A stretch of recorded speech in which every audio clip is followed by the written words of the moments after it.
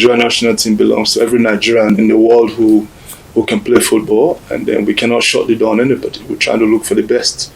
Another thing, the boys, they understand that. I've always said and maintained that everybody have a chance to serve his fatherland or motherland. It's not a right, it's always an opportunity. So we have to try to do what?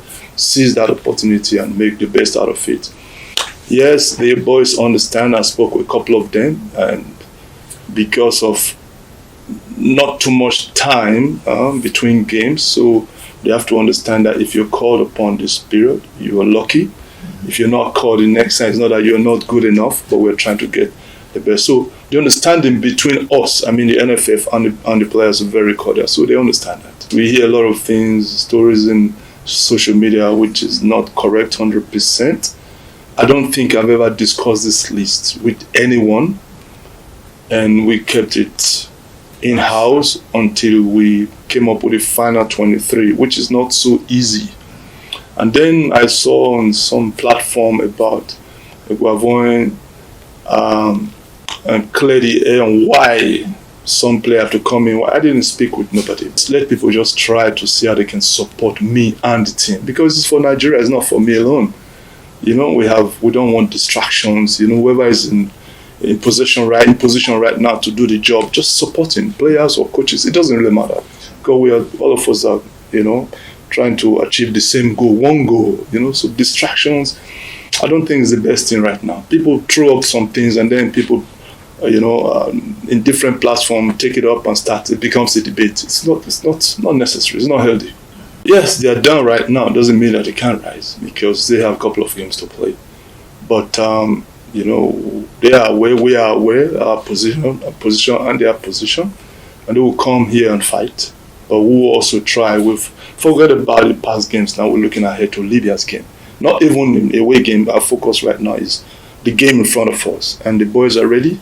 And we're going to give Libya a tough fight. We will fight for for those 3 points. Every second counts, and we know what it means to get the job done and over with as quickly as possible. It's going to be tough, but I think at the end of the day, with the boys that we have in the spirit, and nobody's injured right now, they will deliver. It's a collective effort. It's a team sport. It's not individual sport.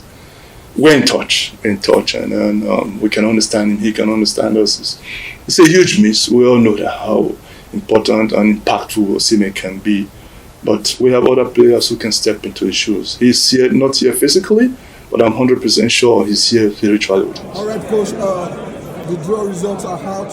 What's your take on the Nigerian group?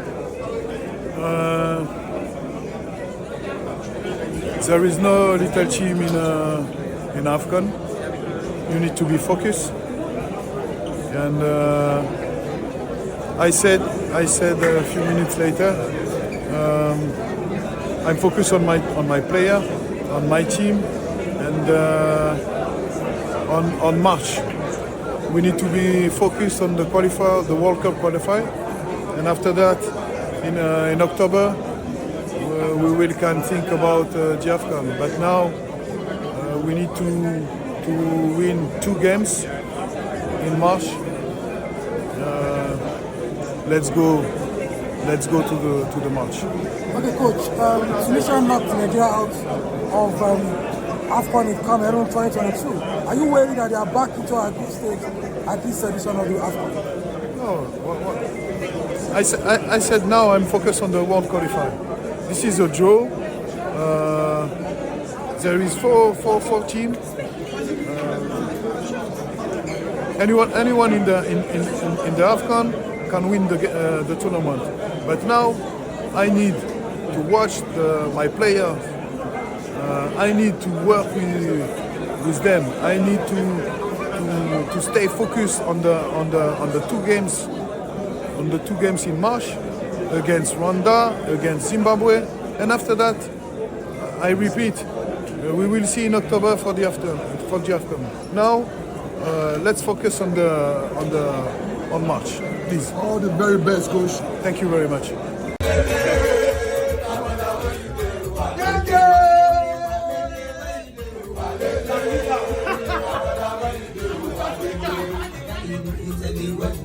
Wale,